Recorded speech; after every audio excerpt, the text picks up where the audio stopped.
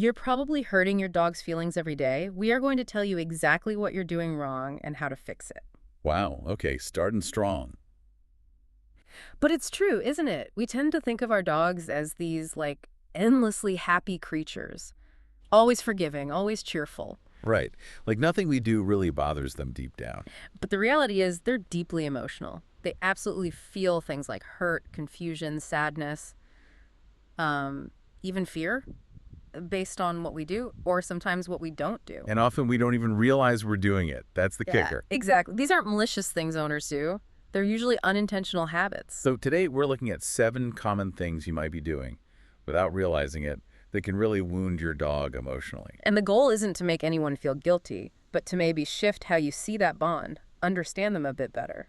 Okay, let's dive in. First up, something I think, well, a lot of us struggle with. Rejection and just not paying attention. Yeah, the ignored bids for attention. Picture this. You're busy, right? Mhm. Scrolling your phone, working on the laptop. Totally zoned in.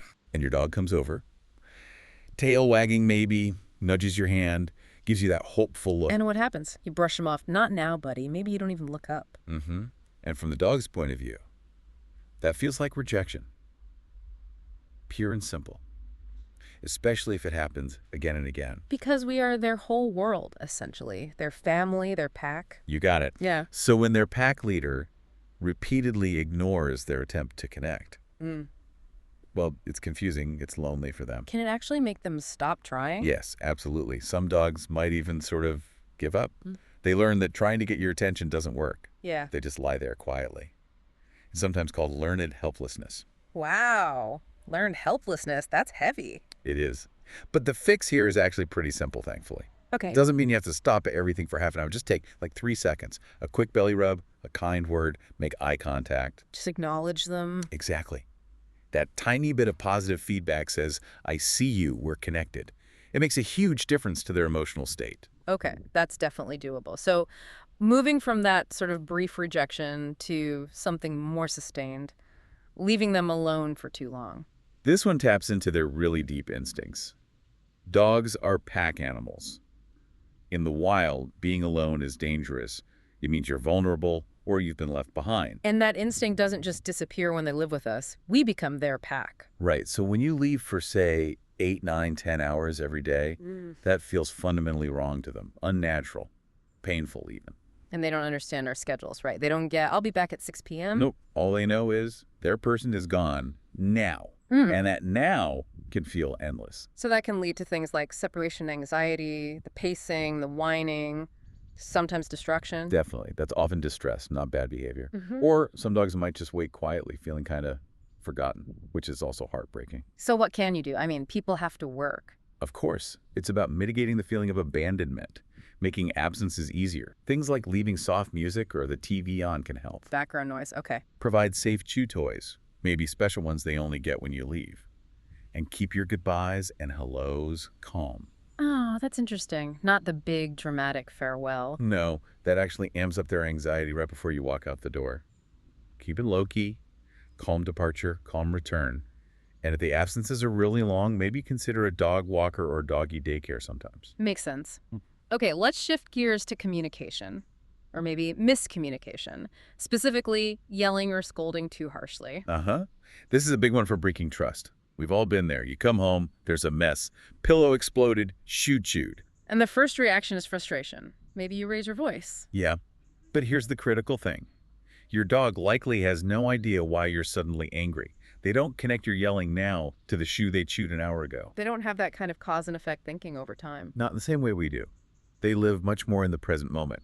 So when you yell, they don't think, oh, I shouldn't have chewed the shoe. They think, my Humie is angry and loud right now, and it's scary. So the cower in the tucked tail, that's not guilt, it's fear. It's almost always a fear response. They're reacting to your tone, your body language. You haven't taught them about the shoe. You've just taught them that sometimes you become unpredictable and frightening. And that obviously damages the trust. Massively. They need to see you as their safe base, their protector. Yelling shatters that. So if yelling is out, what's the alternative when they genuinely do something wrong? Calm correction and redirection. The key is calm. If you catch them in the act, use a firm but quiet voice. Or no. Interrupt the behavior. Okay. Then immediately show them what they should be doing. Chewing your shoe, gently take it, say no, give them their own chew toy.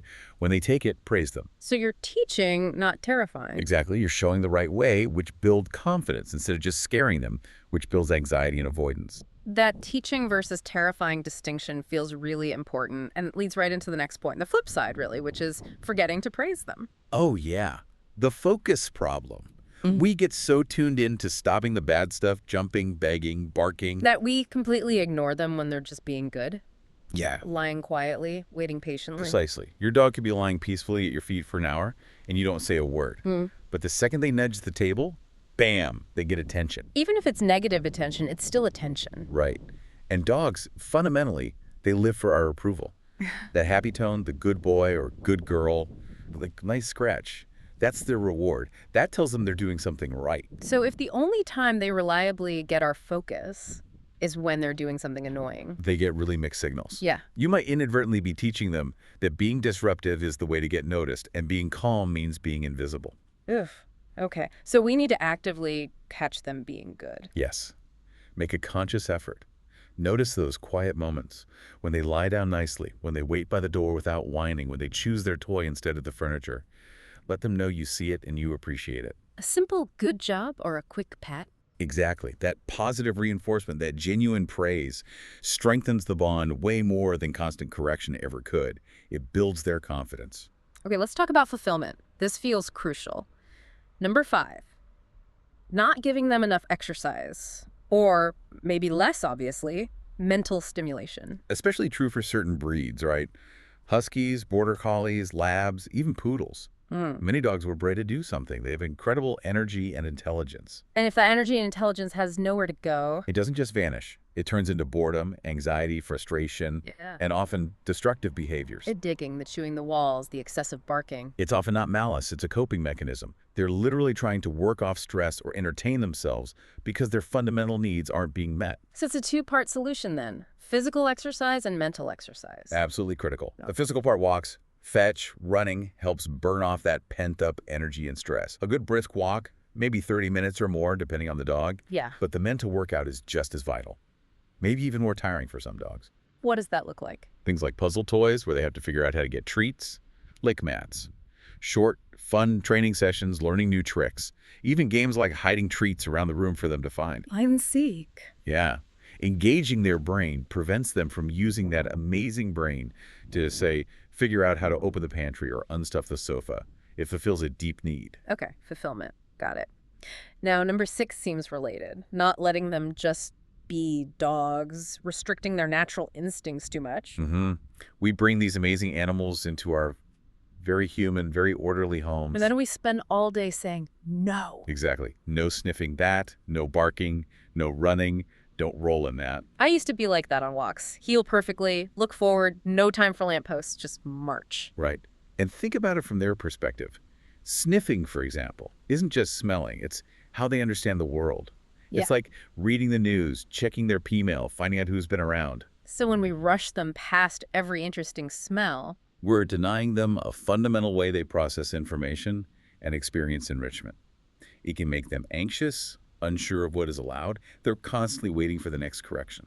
that's a huge shift in perspective. I saw it as dawdling. They see it as essential data gathering. Pretty much. So the answer isn't no rules. It's providing safe, appropriate outlets for these instincts. Let them have sniffing time on walks. Maybe call it a sniffari. I like that. Sniffari. Let them run off leash in a secure area if possible. Give them toys they are allowed to shred or chew vigorously. If they love digging, maybe a designated sand pit in the yard. So boundaries are important, but so is honoring their dogness. Exactly. The happiest, most well-adjusted dogs are usually the ones who know the rules, but are also allowed outlets for being, well, dogs. Okay, last one, number 7. And this one is maybe the sneakiest because it happens inside our own heads, comparing them to other dogs. Oh, this is such a subtle way we can hurt them. You're at the park, you see a perfectly behaved golden retriever sitting calmly. And you look at your own dog who's maybe pulling or barking, and you think, why can't you be like that? Or, my friend's dog learned to stay in a week. Why is mine still struggling? We might not say it out loud. But they pick up on it. Dogs are incredibly attuned to our emotions, our body language, our tone, even our energy.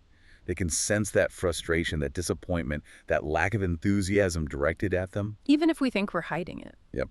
They feel that they're not quite measuring up, that the Yep. attention they're getting is somehow lacking. Because we're focused on this imaginary better dog. And when we do that, we totally miss what makes our dogs special, right? Their own personality, their quirks. Absolutely. Yeah. Maybe your dog isn't a star obedience pupil, but perhaps they're incredibly intuitive and know exactly when you need comfort. Maybe they have a hilarious way of greeting you. So instead of comparing, we should be celebrating who they actually are. Precisely. Focus on their strengths, their unique ways of showing affection, their place in your life. Appreciate the dog you have, not the dog you think they should be. Okay, wow. So looking back at all 7, ignoring bids for attention, leaving them alone too long, yelling, forgetting praise, lack of exercise and mental stimulation, restricting instincts, and comparing them, Yeah. it really all comes down to misunderstanding or underestimating the depth of their emotional lives, doesn't it? I think so. Realizing they feel rejection, fear, confusion, boredom, joy, Yeah. just like us, even if they express it differently. So if you're listening and recognizing some of these things in your own interactions, the point isn't guilt. Not at all. It's awareness. Now you know why these things might be happening and how they affect your dog. And that gives you the power to change the dynamic. And the results of changing. Oh, it's amazing. You'll likely see a calmer dog, a more relaxed dog, more trust in their eyes, softer body language, maybe even faster tail wags, a deeper, more rewarding connection for both of you. Okay, so let's boil this down. For everyone listening, what are the absolute most crucial things they can start doing, like right now, today? Consistency is key. Small changes done consistently make a huge impact. All right, here are the top 5 actionable tips based on everything we've talked about. Ready? Number 1, always respond to bids for attention, even if it's super brief. A quick scratch, a kind word, eye contact. Just acknowledge their attempt to connect. Validate them.